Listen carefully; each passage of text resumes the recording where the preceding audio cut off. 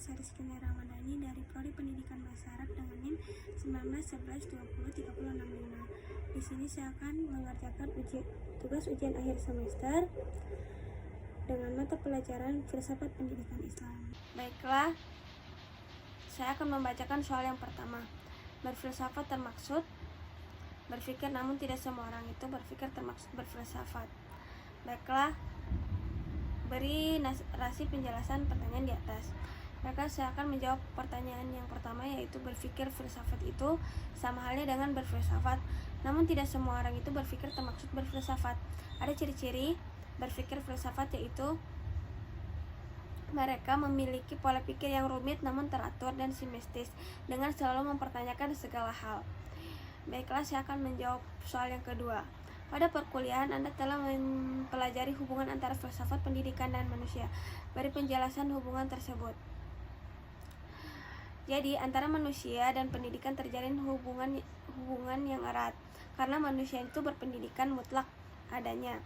Dan karena pendidikan, manusia semakin menjadi diri mereka sendiri. Sebagaimana manusia merupakan objek pendidikan tetapi juga sekaligus menjadi objek pendidikan itu sendiri. Baiklah, saya akan menjawab soal selanjutnya.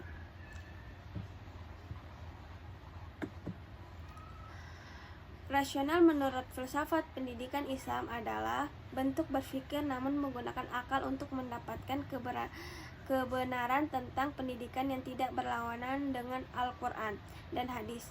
Berlandaskan hal tersebut, tolong definisikan pengertian filsafat pendidikan Islam.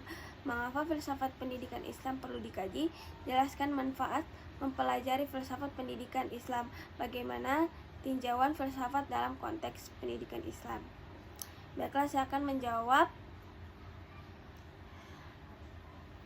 soal yang ketiga, yaitu pengertian filsafat pendidikan Islam. Filsafat pendidikan Islam adalah kajian filosofi tentang berbagai permasalahan yang ada dalam aktivitas pendidikan yang dilandasi dengan Al-Quran dan hadis sebagai sumber utama, dan sumber kedua yaitu berasal dari pendapat para ahli sofi. Baiklah, saya akan menjawab mengapa filsafat pendidikan perlu dikaji. Karena dengan mengkaji filsafat pendidikan Islam, kita akan bisa merasakan manfaat dan memiliki beragam keterampilan, misalnya memikirkan sesuatu dengan mendalam, kritis, membentuk argumen dalam bentuk lisan maupun tulisan secara sistematis. Dan selanjutnya, jelaskan manfaat mempelajari filsafat pendidikan. Filsafat pendidikan Islam itu berfungsi sebagai peletak dasar berbagai kerangka sistem pendidikan yang akan berfungsi dalam mengaplikasikan ajaran agama Islam di bidang pendidikan. Adapun tujuannya yang akan dicapai oleh ajaran Islam itu sendiri. Selanjutnya, bagaimana tinjauan filsafat dalam konteks filsafat pendidikan? Filsafat pendidikan mempunyai peran dalam dua arah. Pertama, arah pengembangan konsep-konsep filosofi dari pendidikan Islam yang secara otomatis akan menghasilkan teori-teori baru dalam ilmu pendidikan Islam. Kedua, ke arah perbaikan dan pembaharuan pelaksanaan pendidikan Islam. Baiklah, saya akan membacakan soal selanjutnya. Epistemologi merupakan salah satu komponen filsafat yang berhubungan dengan ilmu pengetahuan, khususnya perkenalan dengan cara, proses, dan prosedur bagaimana ilmu itu diperoleh. Coba Anda deskripsikan ruang lingkup kajian dalam filsafat pendidikan Islam. Epistemologi filsafat pendidikan Islam adalah suatu ilmu yang mengkaji tentang prosedur, proses memperoleh filsafat pendidikan Islam dengan cara mengkaji pada wahyu fenomena alam semesta. Epistemologi berorientasi dan bagaimana membangun paradigma pendidikan Islam yang tepat sesuai dengan Al-Quran dan hadis. Baiklah, soal selanjutnya, deskripsikan perbedaan aliran filsafat pendidikan berikut ini: aliran progresisme, esensialisme, perennialisme, dan rekonstrusionalisme. Baiklah, saya akan menjawab pertanyaan selanjutnya. Aliran progresisme merupakan aliran pendidikan yang berhubungan dengan pengertian de liberaler, yakni liberal, bersifat fleksibel, toleran, dan bersifat terbuka. Terus aliran progresisme berpengaruh dalam pembaharuan pendidikan karena aliran progresisme ini selalu memandang bahwa pendidikan dalam proses perkembangan. Dan aliran esensialisme adalah aliran filsafat agar manusia kembali kepada kebudayaan lama karena kebudayaan lama telah banyak melakukan kebaikan untuk manusia. Dan terakhir, aliran perennialisme.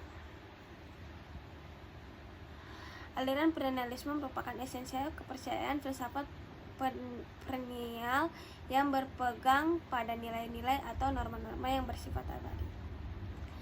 Baiklah, selanjutnya nomor 6. Di dalam pendidikan Islam terdapat beberapa tokoh pemikiran pendidikan, diantaranya Ibnu Khaldun, Al-Ghazali, Al-Hashim, Al-Syahri, dan Ahmad Dahlan.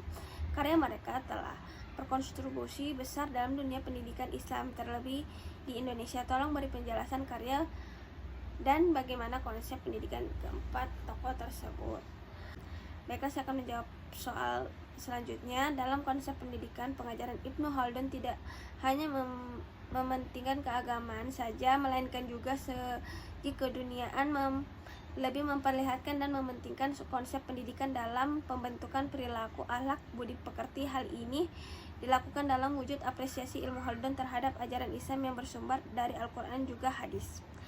Dan konsep Al-Ghazali, pendidikan Islam, yaitu pendidikan yang berupaya dalam pembentukan insan paripurna baik di dunia maupun di akhirat. Menurut Al-Ghazali pula, manusia dapat mencapai kesempurnaan apabila mau berusaha mencari ilmu dan selanjutnya mengamalkan fadilah melalui ilmu pengetahuan yang diajarinya. Dan konsep pendidikan Kiai Haji Al-Hashim Asy'ari dalam kitab Al-Adab, Alim wa Mutal Alim, mengikuti logika induktif di mana beliau mengawali penjelasan langsung dengan mengutip ayat-ayat Al-Quran, hadis, dan para ulama dan syair-syair para ahli hakim dengan cara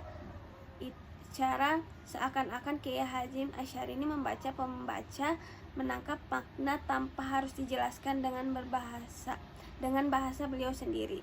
Namun demikian, ide-ide pemikiran tampak jelas dari ayat-ayat hadis maupun pendapat ulama yang dipilih. Dari pilihan ayat hadis dan pendapat ulama tersebut, ide pemikiran dapat dianalisis. Dan menurut Kiai Haji Ahmad Dahlan, pendidikan Islam hendaknya diarahkan pada usaha membentuk manusia muslim dengan budi pekerti, luhur, alim, dan agama yang luas, pandangan dan pemahaman masalah ilmu keduniaan, serta bersedia berjuang untuk kemajuan masyarakat. Selanjutnya yang terakhir, bagaimana konsep pendidikan Islam yang Anda ketahui serta masih kooperatif. Konsep pendidikan Islam ditinjau dari aspek kesejahteraan hidup serta jelaskan berdasarkan fakta dan logika. Pendidikan agama Islam adalah orang yang bertanggung jawab atas perkembangan peserta didik dengan mewujudkan seluruh potensi mental, elektif, kognitif, dan psikomotor ke arah yang lebih baik secara seimbang sesuai dengan nilai-nilai Islam. Baiklah, sekian dari video pembelajaran saya. Kurang dan lebihnya saya mohon maaf. Saya akhiri, wabillahi taufiq wal hidayah. Wassalamualaikum warahmatullahi wabarakatuh.